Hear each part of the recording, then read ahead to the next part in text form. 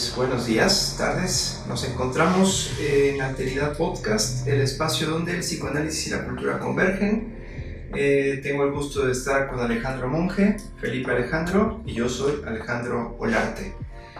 Estamos acá planteando una reflexión que realmente nos gustaría no tener que hacer, nos gustaría que no fuera una reflexión urgente, pero también es justamente urgente posicionarse frente a ciertas cuestiones, y creo que particularmente el psicoanálisis y la práctica clínica son prácticas políticas que implican posiciones claras, ¿sí? Así como en el arte el posicionamiento es absolutamente necesario, también en psicoanálisis pretender posiciones neutras es estar del lado del opresor. Entonces vamos a un poco planteándolo desde ahí, a propósito de una reflexión sobre una película bastante reciente, ¿no? La película es No Other Land, una película ganadora del Oscar, el mejor documental en los últimos Oscars del 25,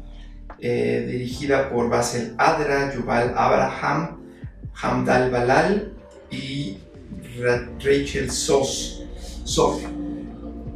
La película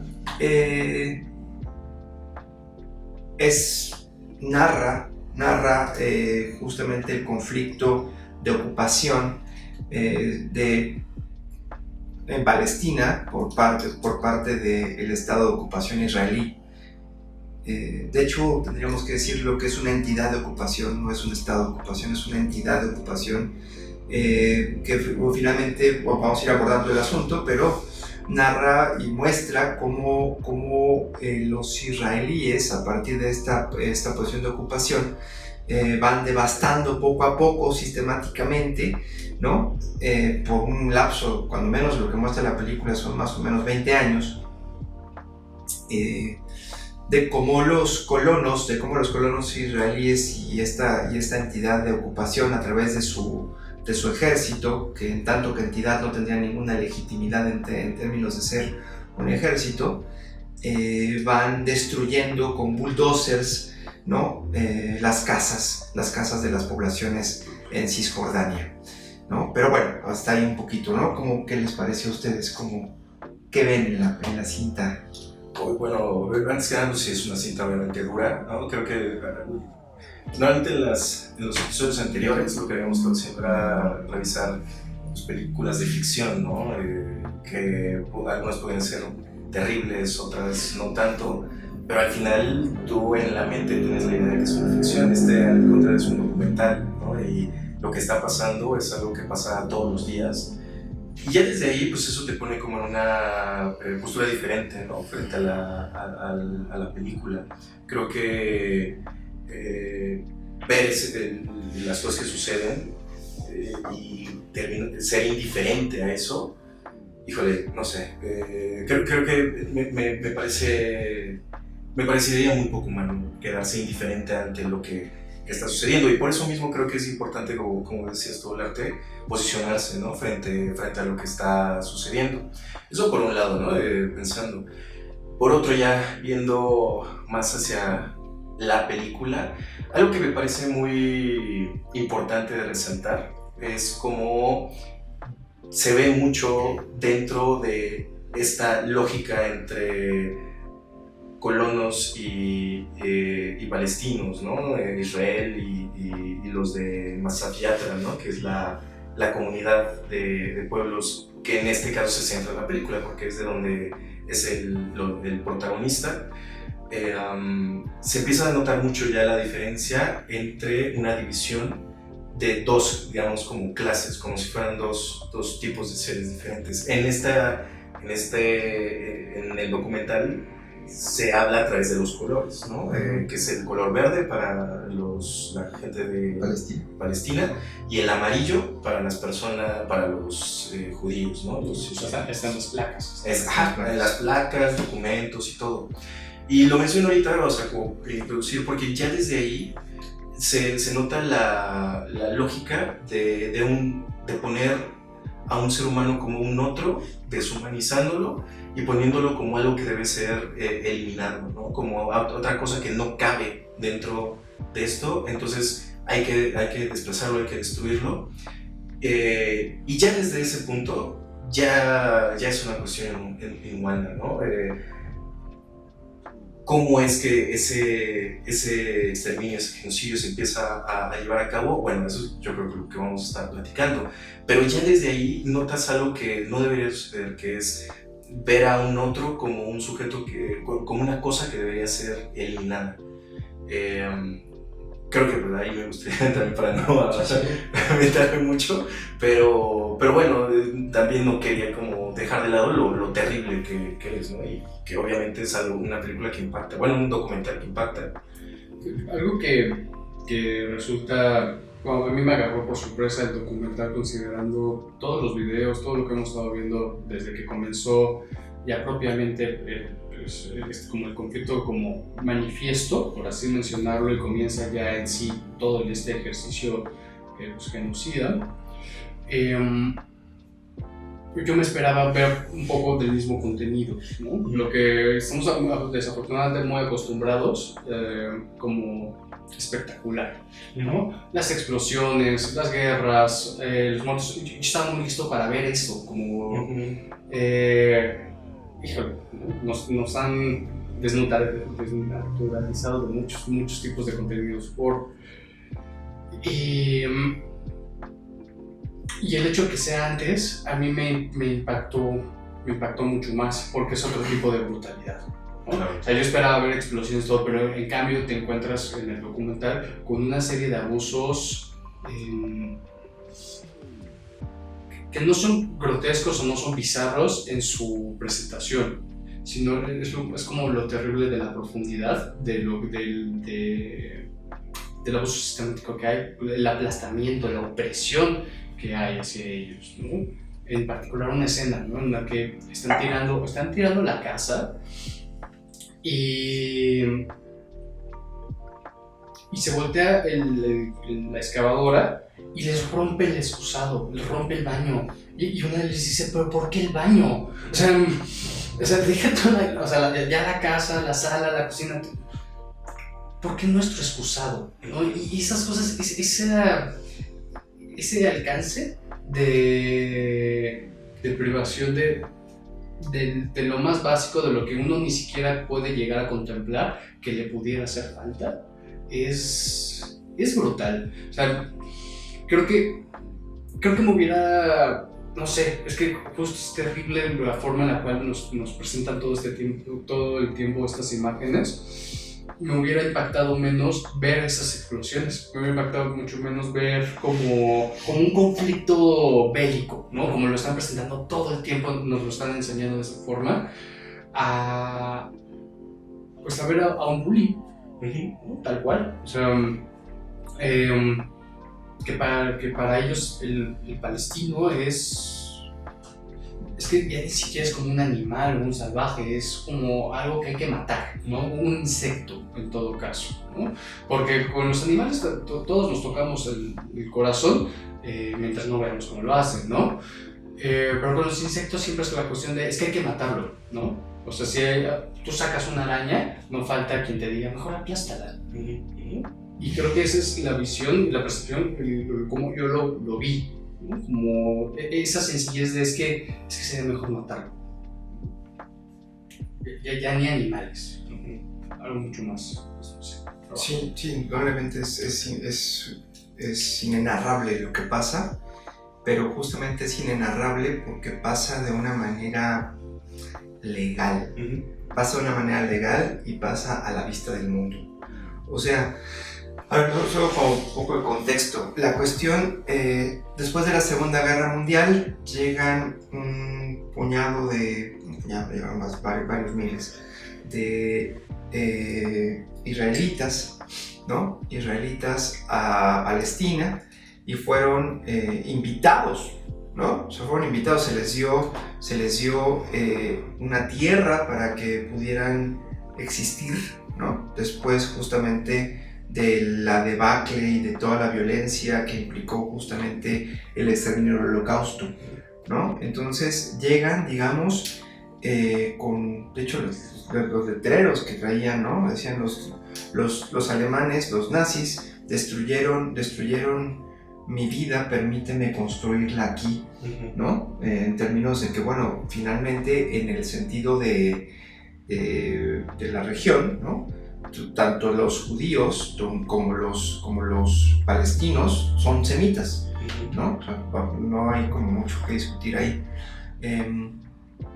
También hay que hacer algunas distinciones, ¿no?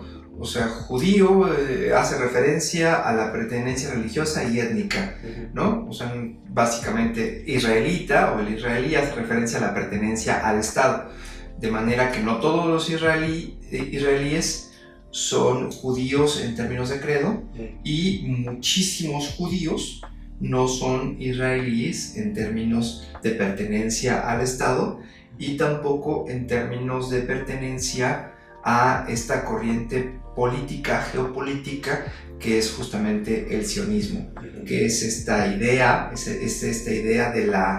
de la legitimidad y del merecimiento de esa tierra, ¿no? De esa tierra, porque en algún delirio bíblico, ¿no?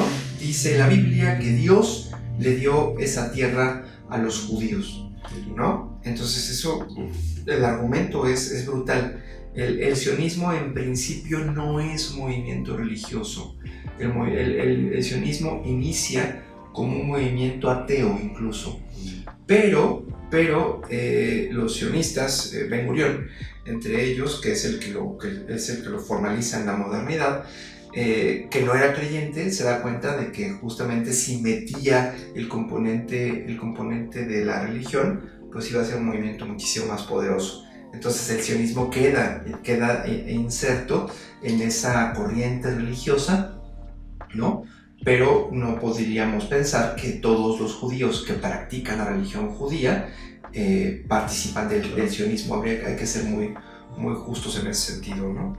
Pero bueno, llegan los israelíes los judíos que se hacen israelitas, por decirlo de alguna manera, a este estado como invitados, ¿no? Como invitados, pero si uno ve los mapas del 40 y tantos a los 60s y de los 60s para acá, pues ve como esta expansión, como un virus va apropiándose de toda la tierra, van quedando pocos espacios. Cisjordania y Gaza son los espacios más delimitados para que siguen siendo palestinos. Todo lo demás se lo van apropiándose ilegalmente y después en cortes internacionales se valida, ¿no? Creo que lo más absurdo es eso. Primero llego, me robo la tierra y después hago un juicio internacional, muevo a mis socios en la ONU, particularmente Inglaterra y Estados Unidos, que son los artífices detrás de esto. Un poco también exprimo la culpa de Alemania y me validan que ahora esta tierra es mía, ¿no? O sea, esto creo que hay que verlo como un movimiento global, internacional. Hay un cinismo, iba a decir, que bueno, que lo dije, hay un sionismo global que no tiene que ver con los judíos, sino con sus socios que lo sostienen, ¿no? Entonces, los israelitas se van armando su estado y van generando, como todo estado, cortes legales, ¿no? Y de manera que el ejército israelí va ante la corte y dice que requiere esa tierra, que curiosamente es un poblado cisjordano lleno de palestinos, ¿no? Y que lo requiere para entrenamiento militar. Entonces la corte pues dice, está bien, ¿no? Le da legalmente el derecho al ejército de apropiarse de esa tierra, ¿no? Como con el argumento de entrenamiento militar.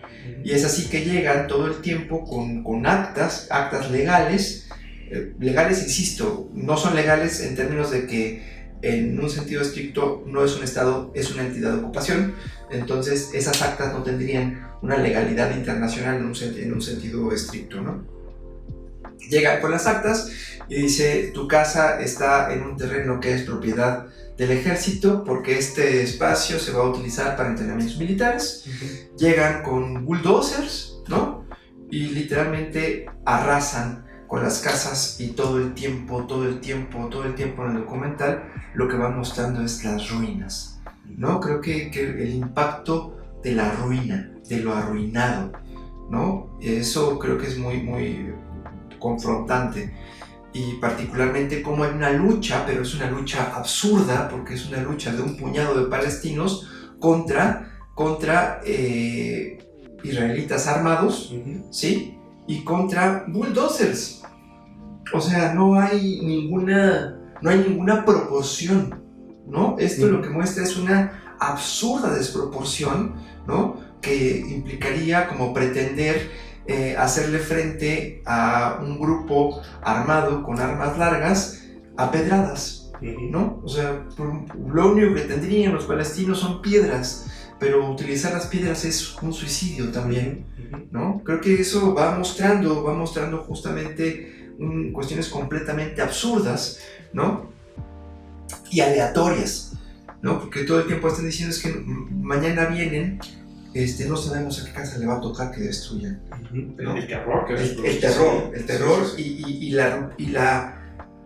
la debacle y la ruptura subjetiva que va pasando. Hay una escena muy fuerte, a mí me pareció muy fuerte, no es muy impactante, pero donde el protagonista que además es abogado,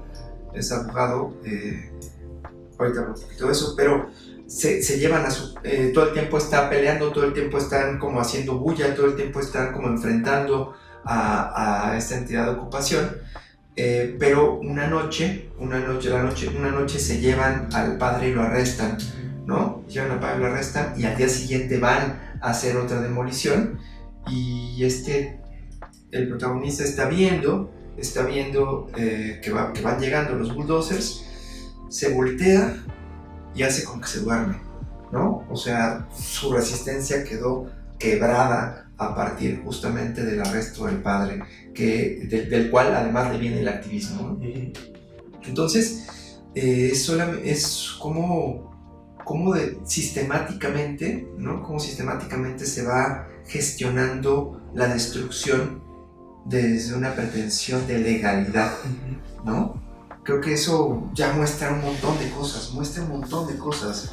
A mí el momento más hipócrita del no por parte del documental, sino por parte de la historia, ¿no? Es que va Blair, el que fue primer ministro laborista, Tony Blair, de Inglaterra, y camina por ahí, ¿no? Camina por ahí. Y lo que caminó fue por donde está la escuela, ¿no? La escuela que además que fue un logro construirla, ¿no? Y que finalmente les respetan por algún tiempo, pero después terminan también destruyendo la escuela, ¿no? Y todos terminan, bueno, no todos, pero los que pueden terminan habitando en cuevas en condiciones bastante infrahumanas, ¿no? Entonces, sí, creo que lo más absurdo de todo esto es que el bully, el acosador, pues está violando la ley. Acá no hay ley que violar. Exacto. Acá hay un amparo de la ley, ¿no? una ley torcida, sin fundamento legal internacional, si se quiere, pero hay un fundamento legal en el que se amparan, ¿no? Los que van a destruir dicen: yo nada más estoy cumpliendo la ley, sí. y quítate, ¿no? Entonces es muy confrontante, muy devastador. Y creo que es bien importante resaltar esa cuestión de la legalidad de este abuso, porque es tonto, ¿no? Pero a mí todavía me ha tocado escuchar gente y cuando hablas de esto, la respuesta es como de: no, es que es complicado, uno no sabe. No es tan complicado. La violencia nunca está justificada. La violencia nunca está justificada, cosas por el estilo, ¿no? Y justo cuando salta esta idea de genocidio y de esa palabra, como que la gente le hace mucho ruido y es como: no, es que es complicado, no podemos hablar de genocidio y así. Pero creo que entender justo este contexto te permite entender también por qué no es una palabra utilizada al aire o nada más porque sí, sino tiene también un contexto una cuestión atrás de todo eso que le ha sentido que utilicemos esa palabra para designar lo que está sucediendo. Hay un youtuber muy bueno, se los recomiendo, que también tiene un documental bien interesante precisamente de lo de Palestina. Se llama Punto Miquel. Es muy bueno, muy teatral, pero muy bueno. Y él es arqueólogo y hace una reconstrucción de cómo Israel, a través de la arqueología y de la construcción de una historia a través de la arqueología, también no solamente tiene una ocupación física de los lugares, sino también histórica y social, digamos, contextual. Como Israel a través de, o sea, llega, hace una excavación, de repente se encuentra una vasija, es como, perfecto, esto es una vasija judía. Y como eso al final es una construcción, o sea, esa vasija puede ser de cualquier cosa, pero justo, ¿y por qué lo menciono? Porque esa cuestión de cómo se va construyendo la historia, de cómo se va dando sentido a lo que está pasando, no es una producción que sea nada más personal de una persona, de un loquito, ¿no? Que diga, no, es que los palestinos son malos o lo que tú quieras, sino realmente es una cuestión estructural que está creando este tipo de abusos. Y por eso es que también se utiliza la palabra genocidio, porque no solamente es una persona loca que está, no es Netanyahu, ¿no? Que odia a los palestinos, sino es una estructura social que está propiciando eso, y creo que eso es fundamental de entender también para saber lo que está pasando, y por eso suceden las cosas que pasan dentro del documental. Sí, a mí algo que me destacó fue como varios recuerdos en que justo, o sea, donde yo crecí hay mucho judío, y yo crecí en una zona donde mis vecinos, donde mis amigos con los que jugaba, muchos eran y algunos son judíos. Y algo que nos llamaba la atención a los que no lo somos es como desde chicos a ellos los sacaban de las escuelas o tenían clases particulares para enseñarles, más allá de la religión, como normas sociales, por así decirlo, cómo comportarse, cómo actuar, pero sobre todo qué pensar.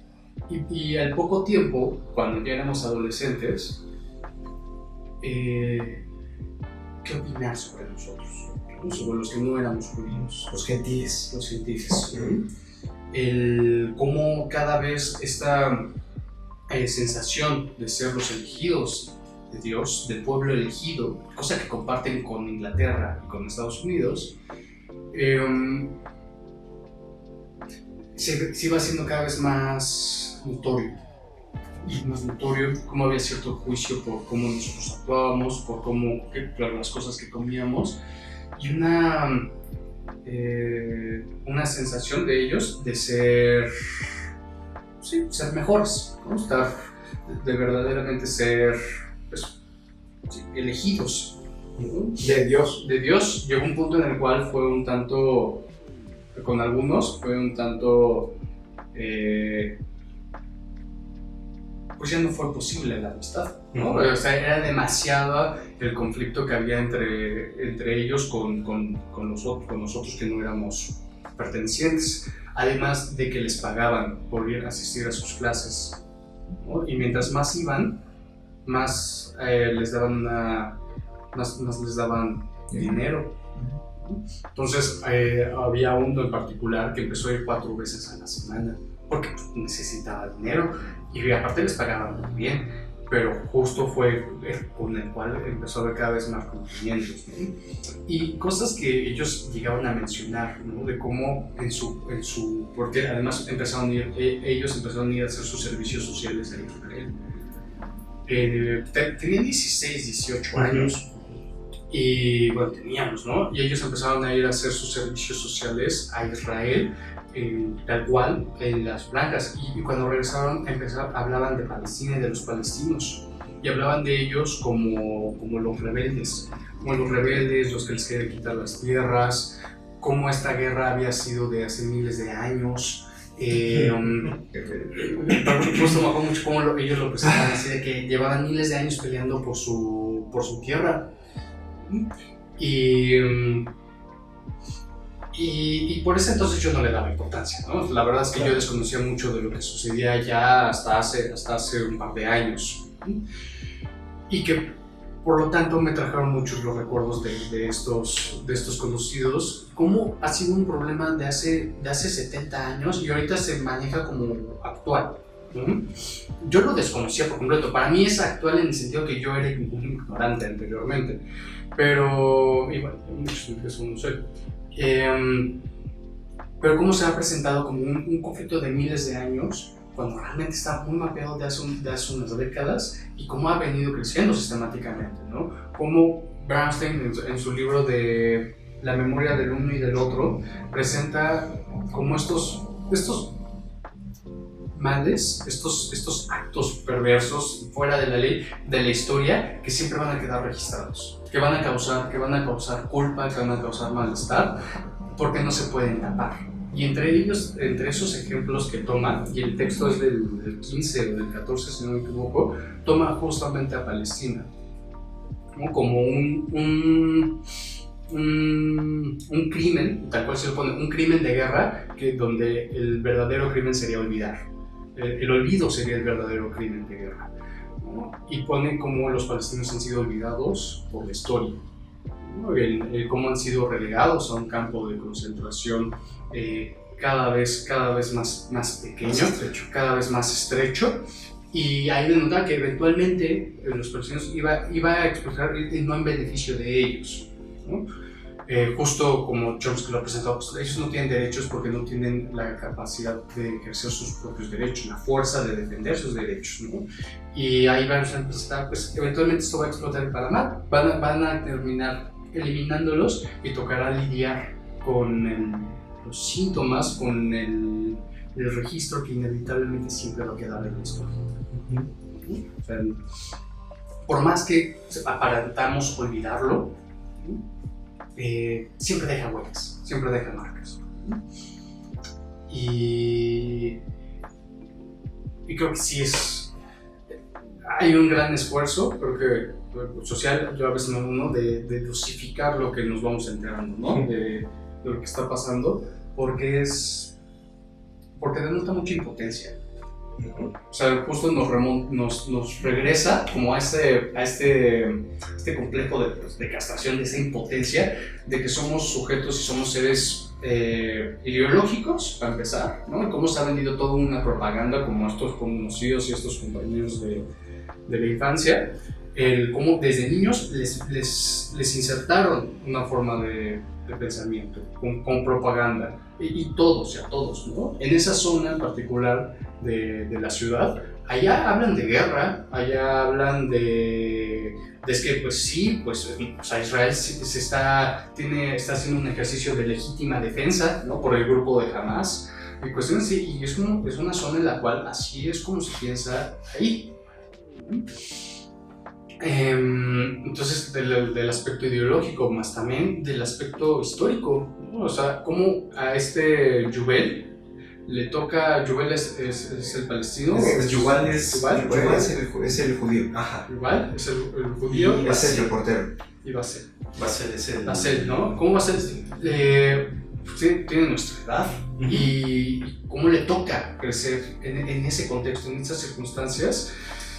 Es brutal, y cómo él se encuentra en un momento de impotencia, y desde este lado nos remonta a la misma impotencia, ¿no? Porque nos venden el mito, la idea de que con nuestras opiniones, ¿no? O a través de las redes sociales podemos generar un cambio, ¿no? Y creo que estas son las circunstancias en las que nos remonta más como individuos, pues genuinamente venimos valiendo madres, ¿no? O sea, somos un número, 0.000 de algo.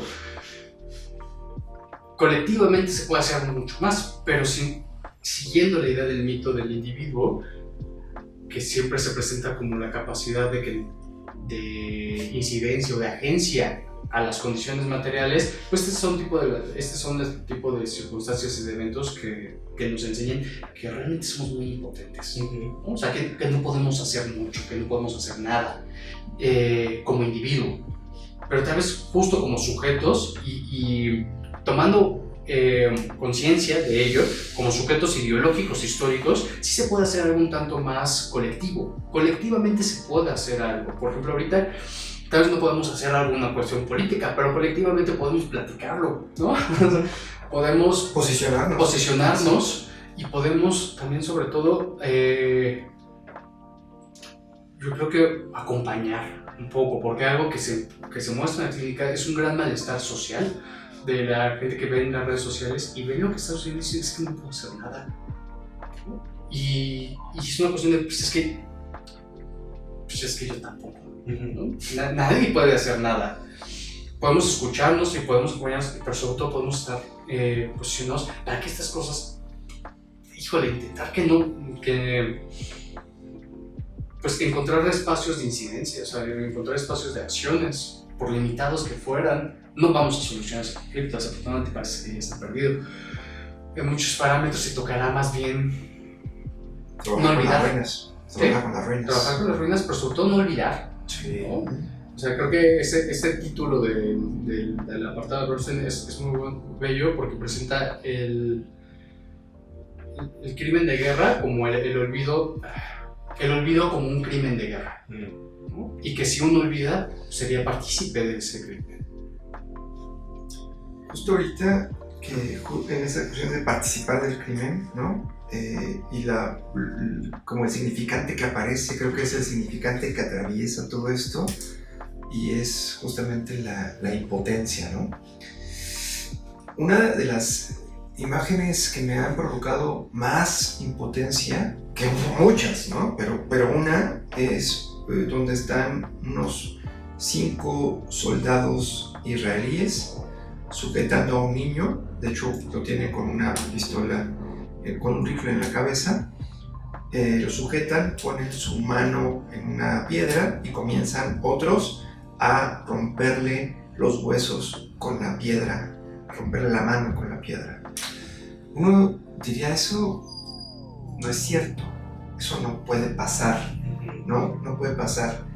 ¿Qué ser humano haría eso, le haría eso a un niño, ¿no? A un niño con ese nivel, hacerlo al principio, pero con ese nivel de ventaja. 5 soldados agarrando a un niño de 7 años, ¿sí? Para romperle los huesos. Cuando nos documentamos más, damos cuenta que eso ha sido una política, que eso ha sido una práctica incluso señalada por un tipo que fue ministro de defensa israelí. O sea, mandaba a sus soldados a hacer eso, ¿no? Y justo lo que traías, o sea, que hay una intervención subjetiva. O sea, estos tipos han sido construidos en esa subjetividad donde el otro es un insecto, pero es un insecto además peligroso, donde lo que veían, donde lo que les enseñaron a ver esos soldados es justamente que ahí iba a haber un terrorista, ¿no? Amén de que ya el terrorismo puede sonar en otra ocasión, pero así como el narcotráfico, el terrorismo es un invento norteamericano. No un invento en términos imaginarios, sino un invento de manufactura, ¿no? Así tal cual. Bueno, no hay que quitarles el crédito a los ingleses. No hay que quitarles el crédito a los ingleses también, ¿no? Ahí van, ahí se van como pasando el acordeón. Pero sí, o sea, es un crimen no olvidarlo, pero también es un crimen no saberlo, ¿no? Creo que aquí la cuestión de saberlo, de saberlo nos confronta muchísimo. Yo hubiera preferido, honestamente, no saber que eso fue una práctica, o que es una práctica de hace más de 20 años, de romperle los huesos a los niños y dejarlos con lesiones de las que no se van a recuperar, ya no pensándolo en términos del hueso, sino en términos de la subjetividad, ¿no? Que ha sido una práctica donde podemos pensar que miles de niños han pasado por esa experiencia implementada por los soldados desde esa dimensión de alevosía. Es un crimen no saberlo, ¿no? Porque justamente para no olvidar, primero hay que saberlo, ¿no? Y sí hay una gran desinformación, una construcción del palestino asociado al terrorista, ¿no? Así como del mexicano asociado al narcotraficante, ¿no? O sea, para muchas ignorancias norteamericanas, todo mexicano es, si no narcotraficante, un potencial narcotraficante, cosa que obviamente no corresponde con la realidad, ¿no? Lo que también remitiría a la importancia de nosotros como mexicanos, México teniendo a Estados Unidos tan cerca, ¿no? Como lo que dicen de tan lejos de Dios y tan cerca de Estados Unidos, híjole, o sea, uno pensaría que estas cosas no pueden llegar a pasar, pero claro, sí. Si vemos la historia, han pasado demasiadas veces, ¿no? Demasiadas veces en América Latina ha sucedido más de 100 veces, 120 y tantas veces los golpes de Estado y siempre estamos cerca de ellos. O sea, siempre está latente una situación similar a lo que ellos están viviendo en el norte de nuestro país. Sí, y digo, ya que mencionaron también, ¿no? O sea, esos manejos perversos de Estados Unidos, particularmente de la administración de Trump, que Trump, al igual que Netanyahu, no son el problema, son la muestra o son los representantes de un problema que es muchísimo más complejo que una personalidad, ¿no? Todo ese invento de la detención de Ovidio Guzmán, el ratón, que dijo, que confesó que el gran narcotraficante es Maduro, ¿no? Y ya a partir de ahí, en su cruzada contra el narcotráfico, Trump desplegó tropas hacia Venezuela, ¿no? Por el mar. Entonces, pues es el mismo manejo. Creo que sí, no es algo que sea ajeno a América, ¿no? Allá es el terrorismo y la versión tropicalizada que le funciona a Estados Unidos para sus políticas intervencionistas y de despojo y de devastación y de extractivismo es el narcotráfico, ¿no? O sea, realmente hay una equiparación simbólica en términos de terrorista y narcotraficante y comunistas, ¿no? Y comunistas, porque el comunista siempre está atrás, ¿no? Que funciona justamente a esas posiciones intervencionistas, extractivistas que cada vez son más cínicas, ¿no? Pero sí, creo que lo que no podemos, sí vamos a teorizar todo esto y está interesante teorizarlo. Creo que esto implica lo que está pasando en Palestina, todo lo que se muestra en Cisjordania. En la Franja de Gaza, todo eso es Palestina. Implica una reformulación de la teoría política, ¿no? O sea, Michel Foucault va a plantear que la forma de organización global es justamente biopolítica, ¿no? La biopolítica lo que muestra es justamente cómo hay poblaciones válidas y poblaciones que tienen que ser consideradas inválidas, donde hay unas poblaciones a las que se les tienen que dar las condiciones para vivir y hay otras en las que se les tienen que restringir las condiciones para vivir, ¿no? Todo lo que vemos en el documental es justamente esa posición biopolítica donde curiosamente muere, puede ser que sea grotesco lo que digo, pero muere poca gente en el documental, ¿no?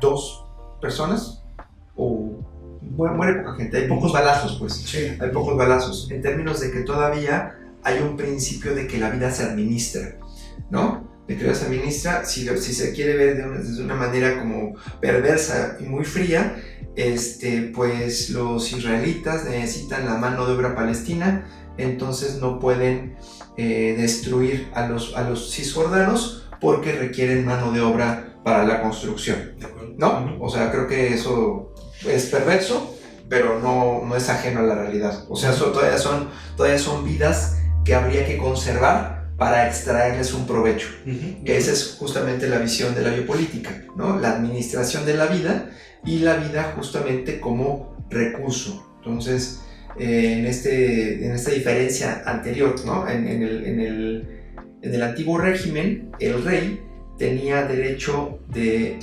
muerte, de vida y de muerte, pero particularmente de muerte.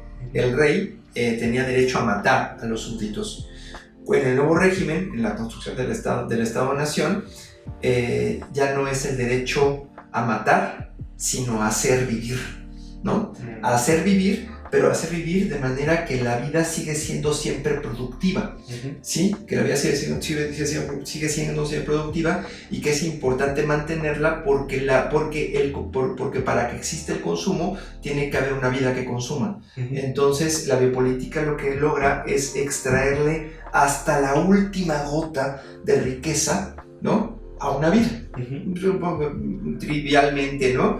El recién nacido consume pañales, tiene que llegar a viejo para que siga consumiendo pañales, ¿no? En términos de la biopolítica. Pero lo que se muestra en el momento actual ya es una dimensión distinta, ¿no? Es una necropolítica, es una administración de la vida, es una administración de la muerte, claro. ¿Sí? Una administración de la muerte donde finalmente la vida de unos es reducida a una dimensión de insecto, ¿no? El insecto tiene que ser destruida y eso ya es una exaltación nueva que requiere justamente un nuevo nombre teórico y esto es necropolítica, ya no biopolítica, ¿no? Entonces, sí, podemos teorizar esto y darle algún sentido, nos calma los nervios, poderle dar ciertos nombres reduce la angustia o podemos generar incluso teoría a partir de la angustia, pues para eso es la teoría, para reducir la angustia. Pero lo que sí no podemos renunciar es a, pues suena trivial, pero es a la alegría, ¿no? En un sentido spinoziano, ¿no? Como no podemos, lo que no podemos hacer ni individual ni colectivamente es justamente caer en esa impotencia, porque ese es el efecto, eso es lo que se espera, eso es lo que esperan estos regímenes de ocupación, eso es lo que esperan estos regímenes extractivistas e intervencionistas, ¿no? Encontrarse a una población y a unos sujetos completamente deprimidos, impotentes, incapaces de la defensa. Creo que ahora más que nunca hay que mantener el entusiasmo aunque sea por joder, ¿no? Por mantener el absurdo. O sea, a ver, si todo lo que está pasando es absurdo, no tiene ningún problema que mi entusiasmo se mantenga en el absurdo de lo que está pasando. Claro. Porque si no, perdemos la vitalidad que finalmente es lo que permite la resistencia colectiva. Creo que eso es algo que tenemos que estar viendo y que eso es ir en contra de toda la información que recibimos. Después de ver el documental, yo me abstuve de verlo cuando estuvo en la Cineteca y cuando le dieron el premio el Oscar, ¿no? Yo me abstuve de verlo porque ya me imaginaba, ¿no? Lo veo para esta conversación y claro que experimento una profunda tristeza, una profunda rabia, una profunda indignación que ha nutrido mis pesadillas por meses. Pero justamente lo que estamos haciendo acá me parece que es una apuesta de vitalidad. Claro. Y creo que en esa vitalidad, aunque sea con las lágrimas, no podemos cejar ahí, ¿no? Sí, claro. Creo que me parece súper importante ahorita lo que decías, en especial parte de la administración de la vida y de la muerte. Eso, no sé. Y lo digo porque creo que en la película se ve muy bien, se representa muy bien cómo se da esa administración. Dentro de la película creo que se ven cómo se le quitan derechos básicos a las personas de este pueblo, Masat Yatra. Primero la parte de la vivienda, ¿no? Que le tiran las casas, no les permiten después ellos mismos construirlo y los meten a una... Bueno, ellos tienen que vivir en una cueva, literal. Después viene también la cuestión de la movilidad, que eso también es bien importante.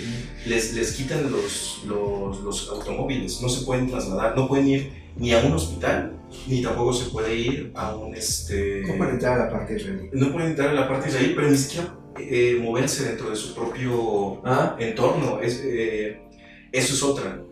La cuestión de la comida, ¿no? Que la economía está destruida. Claro, la economía está destruida. Entonces, por eso mismo tampoco pueden encontrar trabajo, ni siquiera dentro de su misma comunidad. Después está la parte de la comida. Tiran cualquier cosa que puedan ellos producir.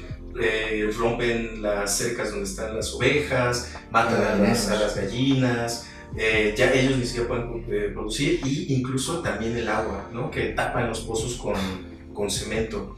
Que eso también es una cuestión maligna. O sea, un nivel de hojutez sin nombre, ¿no? Porque ni siquiera es como de, bueno, vamos a ocupar esta agua para otro lugar, sino es taparla y destruirla para que nadie lo tenga, ¿sabes? Para dejarlo inútil completamente un pozo de agua.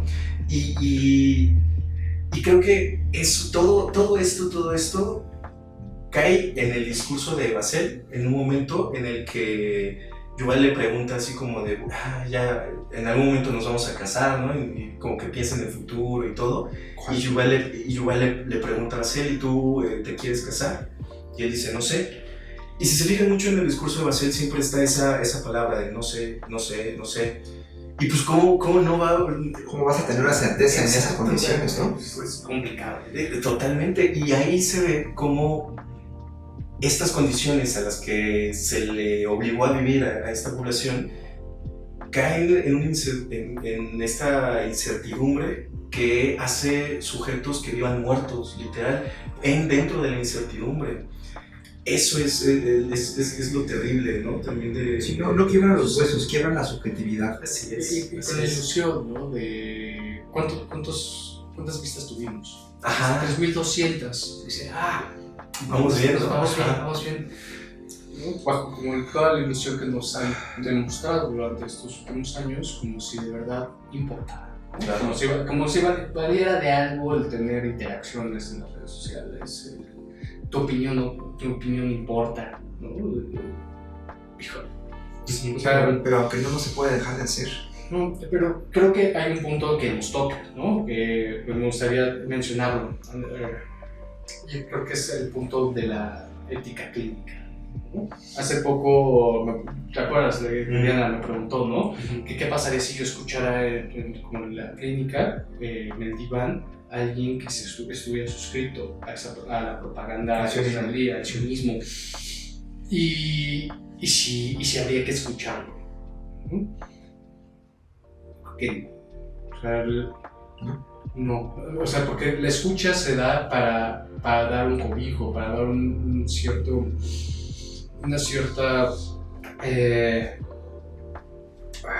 contención, ¿no? Un cierto acompañamiento. Y no se puede, o sea, si uno no se puede suscribir a discursos, al delirio en muchos parámetros, ¿no? a la psicosis, a un discurso perverso menos, porque pervierte la escucha. Creo que es fundamental como clínicos, como psicoanalistas, siempre denunciar estos aspectos perversos y cuidarse mucho de que por la bandera de la vericidad, de la neutralidad, del cientificismo, estas mamadas, verdaderamente, se tuviera que tolerar este tipo de posiciones, ¿no? Y creo que justo son intolerables, ¿no? Y de las pocas cosas que se pueden hacer es denunciar lo que se está haciendo, el crimen que es, y el crimen que es suscribirse a ello en cualquier posicionamiento, incluso en un ámbito profesional, clínico, como también en una cuestión familiar, en una cuestión de amistades. O sea, yo no podría convivir con alguien que estuviera de acuerdo con lo que está pasando. O sea, no podría hablar con esta persona, simplemente, mucho menos escucharla. Y no tendría que mostrarme tolerante ante ello en ninguno de los ambientes de mi vida. Y creo que es justo un aspecto de la intolerancia como un posicionamiento ético de no estar de acuerdo, bajo ninguna circunstancia.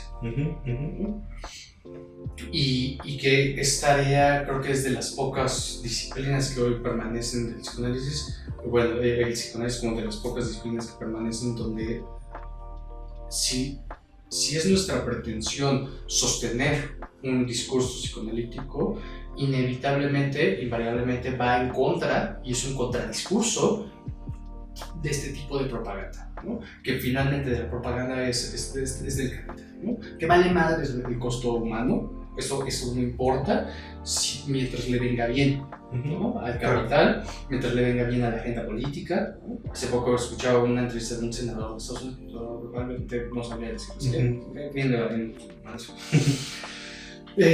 pero lo que él decía era que le estaban cuestionando mucho del genocidio, de la posición política, y él llega un momento en el que los corta y dice: a mí eso me vale. Yo lo único que sé es que dentro de un tiempo estaré jugando golf en esos campos.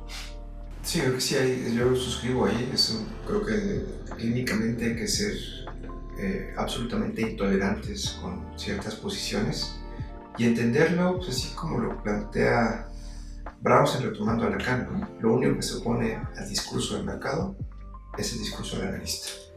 Y creo que eso hay que tenerlo siempre presente. Yo lo llevaría más allá de un antagonismo. O sea, tenemos que mantener una posición agónica frente a estas situaciones, ¿no? Porque es absolutamente intolerable, ¿no? Y sí, la ética clínica, por supuesto, pero también la ética de consumo. Creo que de las pocas cosas que podemos hacer es sí mantener el boicot, ¿no? Mantener el boicot comercial. Creo que eso también es una de las pocas cosas que se pueden hacer. Sí. Yo lo dejaría. Sí, igual nada más ahorita para ir concluyendo, creo que no solamente por la cuestión humana, ¿no? Que no podemos ser indiferentes, sino porque también esto de alguna forma nos afecta a nosotros como mexicanos. Podría parecer que casi está del otro lado del mundo, porque está del otro lado del mundo y que eso al final no nos afecta, pero hay cuestiones, por eso hacía tanto hace rato como ese énfasis de la cuestión de la movilidad, del control de la comida, de todo esto, porque o sea, uno tiene que también darse cuenta de ciertas similitudes que están sucediendo en Palestina con ciertas cuestiones colonialistas, en especial en Estados Unidos como en México, ¿no? ¿Cuáles son los problemas ahorita fuertes que se tienen, más allá también de la inseguridad, que eso siempre es como lo que te dicen, ¿no? Es de, oh, fíjate en la inseguridad y así, también, porque no digo que no sea, pero por ejemplo la cuestión de la gentrificación, la cuestión de la movilidad entre la frontera, hay temas bien delicados que uno también tiene que ponerse a ver, porque desde nosotros donde estamos, tenemos que tener cuidado de que eso que está sucediendo en Mesa no suceda dentro de nuestras propias comunidades. Ya empieza a pasar, yo creo, ¿no? O sea, claro, si estamos planteando el narcotráfico como una cierta célula política norteamericana, el impuesto por el piso. Exacto. ¿No? La movilidad que ha provocado en los diferentes estados, y cada vez he escuchado más frecuentemente cierta práctica en zonas de la ciudad, en Iztapalapa, en Ecatepec, ¿cómo se llama esta? Portecamac. Como los grupos criminales llegan a las casas y los saben qué casas tienen irregularidades en cuanto a las escrituras, y llegan con armas, se apropian los sacan y se apropian de las casas. Y cada vez como colonos israelíes. Como colonos israelíes, y los sacan. Y no hay forma de recuperarlos. Como la policía ubica las casas donde hay adultos mayores, solos, y van a sacarlos a las calles. Claro. A hacerse de las propiedades. O sea, eso está pasando ni siquiera del otro lado del mundo, ni siquiera en otro estado, está pasando en esta misma ciudad. Exacto. En esta misma ciudad, y estamos a unos minutos de Iztapalapa, ¿no? Como que está pegado a Iztapalapa, ahí está pasando, ¿no? O sea, es Yo creo que eso podemos hacer, justamente, ¿no? O sea, reconocer que esto es una cuestión global y que, por más que suene ridículo, Palestina no es un acto aislado. Creo que es importante, creo que algo que sí ha generado esto es que al menos el ámbito consciente de la humanidad tiene que reconocer que todos somos Palestina, Así es. ¿no? Y a partir de ahí es una lucha que ya no tiene que ver con la franja de Gaza, con Cisjordania, solamente tendremos que ver que eso parece a todas luces perdido, pero creo que la gran ventaja o la gran venganza es que el mundo se haga Palestina y que todos seamos Palestina y que todos podamos generar una resistencia efectiva, ¿no? Claro. Lo dejaré, ¿no? Sí. Les agradecemos mucho, estuvimos con esta reflexión dura, ardua y que, bueno, tenía que hacerse, ¿no? Alejandro Monge, Felipe Alejandro y Alejandro Ararte. Muchas gracias. Gracias.